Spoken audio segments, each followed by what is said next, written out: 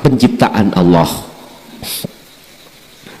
Manusia Allah ciptakan dari tanah, malaikat dari cahaya, iblis, jin dari api. Hakikatnya itu di mana itu? Sudut pandang hakikat itu di mana?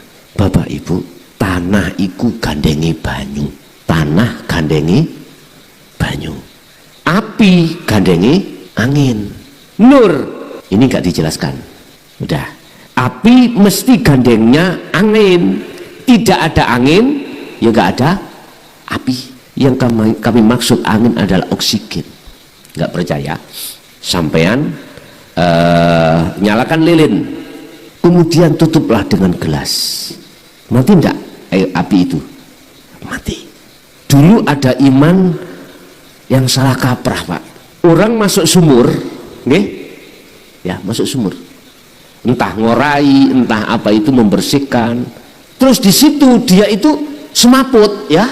Ada iman yang mengatakan, di situ ada demite. Kadang-kadang gitu ya. Dengarkan, di situ nggak ada oksigen. Akhirnya mati. Kalau nggak percaya, orang dulu itu Pak, sebelum membersihkan namanya sumur yang lama sudah tidak dipakai, itu dikasih blarak. Tahu blarak ya? Blarak dibakar atau omplung, ya, oncor ya, diturunkan. Kalau mati berarti amonia, oksigen tidak ada. Anda turun pasti megap-megap. Ada yang menolong, jatuh pisan, duitnya akeh. Ada yang seperti itu bilang. Akhirnya disuguh, dikasih apa, kasih apa gitu ya. Iman yang kurang ajar itu. Ya, udah, kembali pertanyaan. Api itu air, api itu angin. Sifatnya api adalah panas. Jadi jangan heran kalau semua apapun yang orientasinya itu dari nafsu, jadinya panas. Oke, kita melarat, nggak punya apa-apa, sumpek panas ya, udah biasa. Kita ngomong sugih aja, kita ngomong kaya, kita menjadi orang yang dijunjung tinggi karena ilmu atau karena jabatannya. Pasti Anda takut dengan kehilangan itu. Ayo, pasti takut. Kalau bisa kursi itu tak lunggui terus, lah gitu toh. Jadi ketakutan, kehilangan harta, kehilangan rasa percaya diri, kehilangan rasa kemuliaan, itu bentuk gelisahnya hatimu. Itu sudah penyiksaan, panas. Apalagi Anda wong melarat, tiap hari kekurangan, tukaran gara-gara nggak ada yang dimakan sama istri anak gitu, tambah luar biasa. Kalau kaya sih berarti lagi ya toh, tapi pasti Anda akan takut kehilangan kekayaan. Anda dihormati masyarakat, Anda akan ketakutan kehilangan kehormatan. Anda menjadi pejabat, bisa menentukan sikap atau undang-undang, pasti Anda takut kehilangan jabatan. Sungguh Pak, naluri kita bicara seperti itu, nggak usah munafik. Hati kita pasti akan takut kehilangan jabatan. Jadi kepala desa takut kehilangan kepala. Kalau tidak ada undang-undangnya, pasti kalau bisa jadi terus sampai bongkok. Sungguh Pak, rasa ketakutan itu dikarenakan apa? Dikarenakan kita itu telah dihembusi nafsu dalam diri kita. Akhirnya muncul nafsiyah dan amarah. Ini nafsu dan jinnya mendominasi. Ada di bab 42 atau 41 saya lupa, perintah tentang melepaskan sifat basariah, perintah untuk melepaskan identitas atau apa bang saya katakan Pak, atribut. Sebab kalau itu tidak kau lepaskan, kau tidak akan sampai pada Allah, kau tidak akan pernah bisa menerima ajaran Rasulullah ini. Lepaskan. Terus manusia itu dari tanah, maksudnya tanah hakikat bagaimana? Itulah tanah kelahiran, tanah air.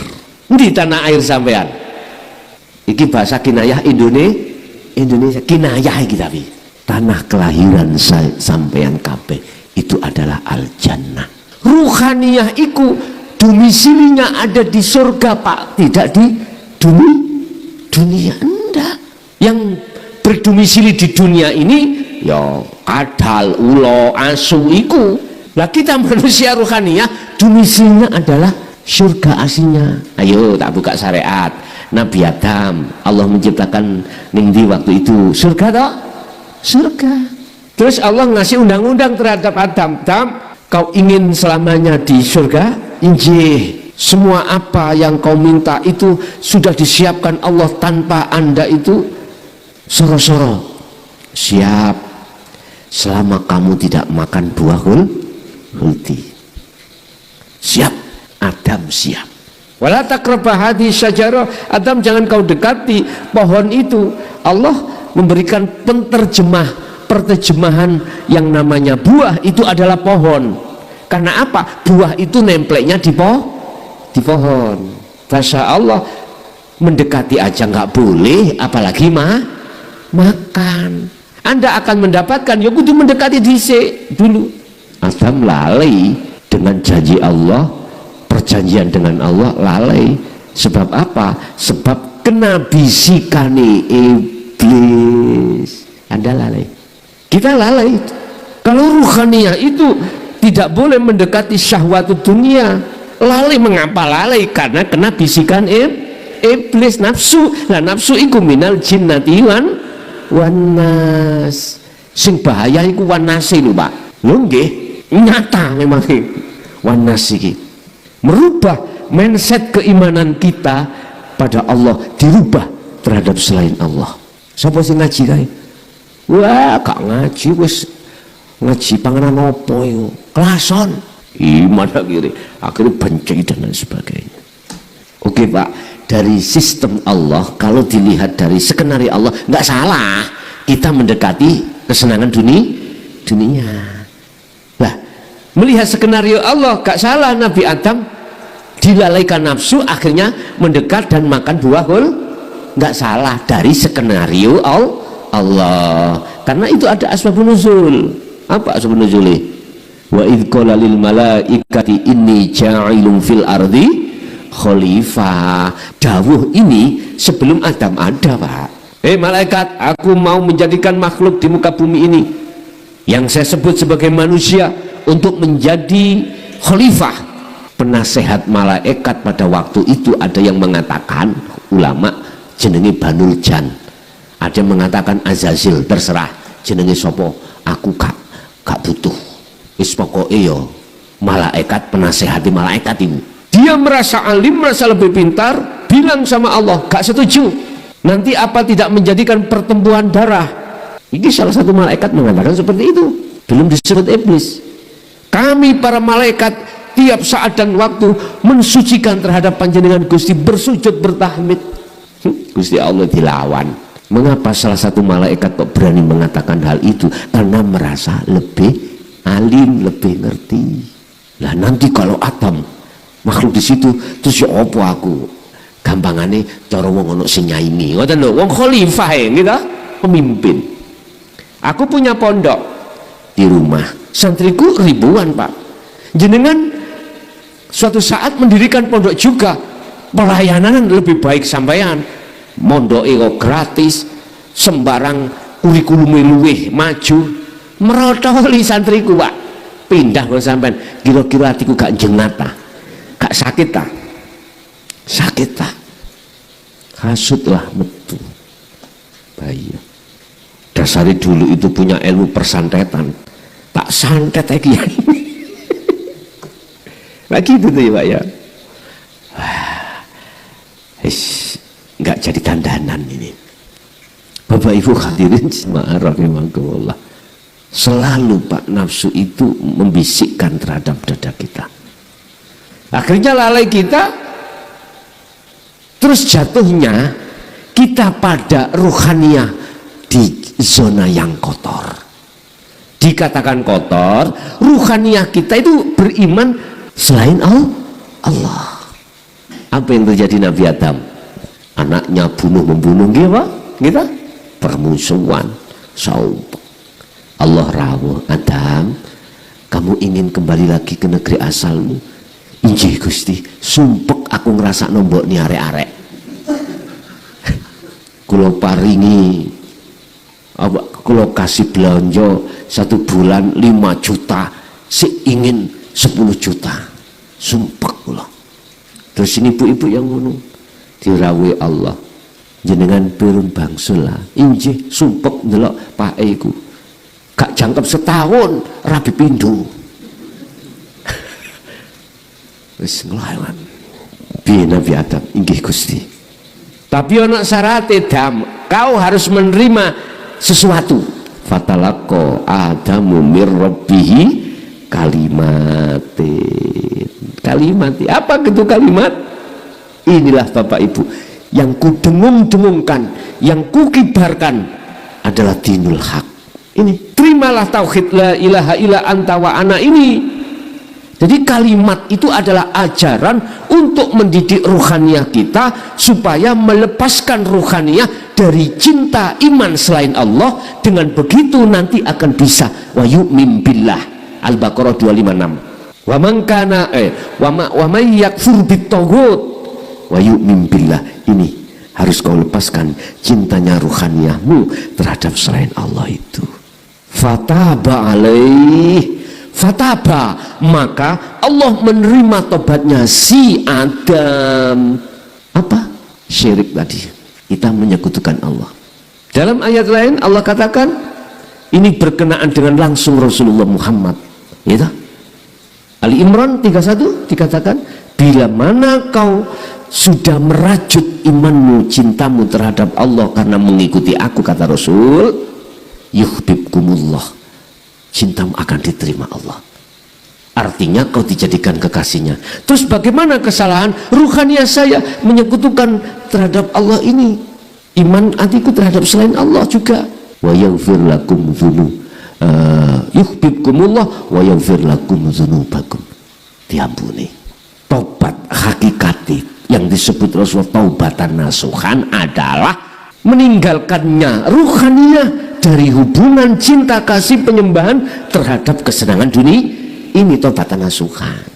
Kalau kita bicara tobatan nasuhan secara jasmani teleak ya saiki kok gelem wis tobatmu ya wis istighfar beribu-ribu kali suatu saat ono kesempatan toleh-toleh ibu ika ono wong lanang ada kesempatan fasilitas ada berangkat ini namanya tobat lombok. Mari pedes koyok-koyok omoh seperti tidak mau. Kalau sudah nggak pedes makan mencari pedesan. Ini tobat lombok. Kapok lombok. Ada yang tobat tomat itu ya. Budal tobat mulai kumat. Allah yang karim. Bapak Ibu hadirin jamaah rahimakumullah. Lah manusia secara hakikiyah itu mengapa dikatakan Allah menciptakan dari tanah kelahiranmu no endi mesti ini surga akhirat bukan dunia. Bahasa tanah diambil dari zahiriyah, kelahiranmu itu di akhirat. Makanya mengapa sampai dituntut wa inna ilaihi rajiun, dari Allah kembali ke Allah, dari surga kembali ke surga. Itu yang sudah tahu jalannya ke surga. Kalau nggak tahu, sebab apa dia nggak tahu? Buta. Orang lain pada sibuk dirinya sendiri, nggak mungkin akan bisa menolong pada orang lain. Dia sendiri kebanyakan tidak bisa menolong dirinya sendiri. Apa mungkin dia akan dikatakan bisa menolong orang lain sementara tidak bisa menolong dirinya sendiri? Nggak mungkin, dulur. Secara logika saya katakan kita buta, apa mungkin bisa menuntun orang buta? Nggak mungkin. Pasti keperosok yang menuntun dan yang dituntun. Yang bisa menuntun itu adalah orang yang tidak buta, baru bisa menuntun. Syaratnya yang buta dituntun nganut, ya tak? Yang buta gak nganut, apa yang terjadi? Innalladzina kafaru sawa'un 'alaihim anzartahum am lam tundirhum la yu'minun. Itu salah. Dikandani, gak dikandani, dituntun, gak dituntun, tetap gak percaya. Sebab apa? Khatamallahu ala qulubihim, tertutup hatinya. Kita buta. Yang kumaksud buta terhadap Allah, dulur, bukan buta terhadap sesama makhluk, gitu loh. Jadi kembalilah kau pada tanah kelahiranmu. yaitu rahmat surga Allah. Syaratnya harus bisa, harus mau menerima ajaran ini. Sebab kita itu asali fitrah, terus kena bisikan iblis, jadi kotor ruhaniyah. Nah sekarang Allah mengatakan itu bentuk innalillahi. Dilihat dari skenario Allah gak salah, tapi kalau dilihat dari sisi syariat, sehingga akhirnya muncul satu hukum dua, elek dan baik. Kalau baik dari Allah, kalau jelek dari nafsu. Ojo dikatakan pangeran nuru kalau kita masih ada di proses ini. Sekarang kalau sudah masuk pada wa inna ilaihi rajiun wa da'u ila rabbik, kembali pada Allah, beda lagi.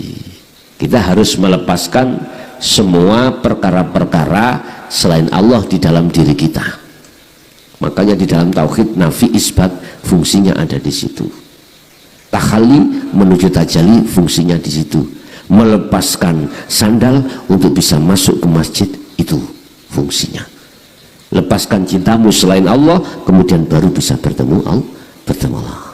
Jadi apabila di dunia belum bisa kau laksanakan, maka setelah mati jangan harap rohaninya bisa kembali kepada Allah.